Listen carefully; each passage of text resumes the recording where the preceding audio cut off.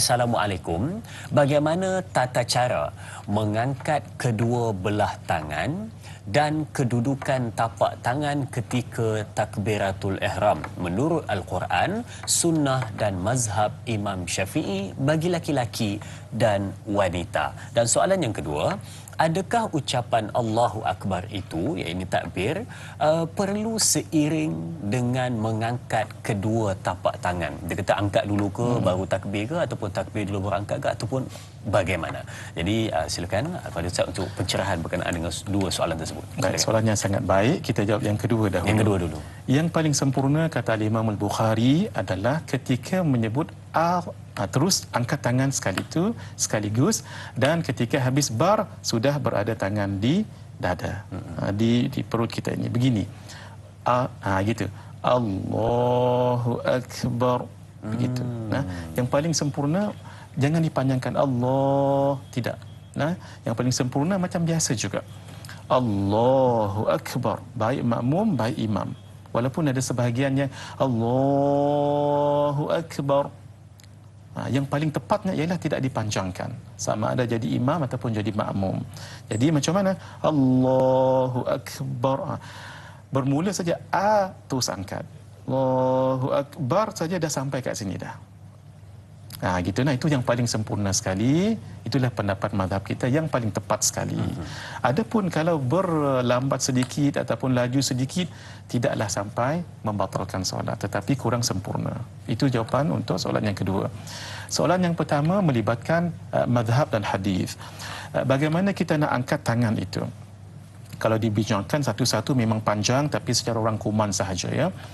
Bila kita angkat, maka ada hadis yang menyebutkan kana yarfa'u yadayhi khudwa mankibai, adalah Nabi mengangkat kedua tangannya setentang dengan mankibai ini, seperti begini. Tapi ada hadis yang lain menyebutkan bahawa selari dengan anak telinga. Daun telinga ni anaknya tu. Tapi ada hadis yang lain menyebutkan bahawa jari-jari Nabi itu melepasi daun telinga di atas. Ini daun telinga ni. Ni telinga ni daun. Ni bawahnya anak telinga tadi. Atas ni begitu juga. Jadi ada 3 hadis. Paling kurang Nabi setentang dengan dada sebegini. Hadis yang kedua menyebutkan selari dengan ini, anak telinga tadi itu. Kemudian jari-jari Nabi melepasi telinga atas. Karena itu Al-Imam Syafi'i menggunakan kaedah al-jam'u bainal ahadith. Jama' maksudnya mengumpulkan seluruh hadis-hadis yang berkaitan dengan itu. Itulah kehebatan Imam Syafi'i. Al-Imam Syafi'i sahih terkenal dengan ulama madhab, tetapi beliau juga ulama hadis.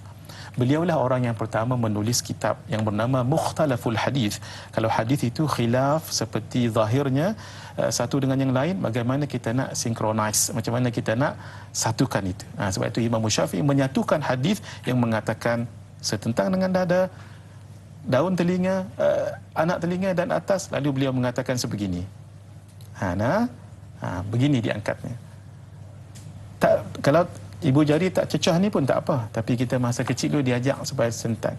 Kemudian yang ini jangan dirapatkan, hendaklah direnggangkan sedikit dan menghadap kiblat sebegini.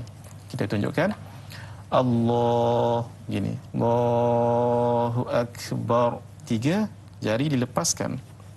Itu yang paling sempurna. Boleh ataupun 2, 1 boleh, ataupun 1, 2 boleh. Sama ada di tengah-tengah. Ini paling banyak dalam pendapat mazhab kita Syafi'i, dan di kiri sedikit pun tidak mengapa meletakkannya itu. Untuk perempuan tidak. Untuk perempuan begini sahaja. Sebab isteri-isteri ummahatul mukminin baginda Rasulullah sallallahu alaihi wasallam sembahyang begitu. Memang sallu kama raaitumuni usalli. Solatlah kamu seperti mana kamu lihat aku solat. Tetapi untuk lelaki dengan perempuan dalam mazhab kita Syafi'i ada perbezaan. Jadi perempuan jangan macam kami begini, tidak. Allah gini Allahu Akbar. Gitu sahaja.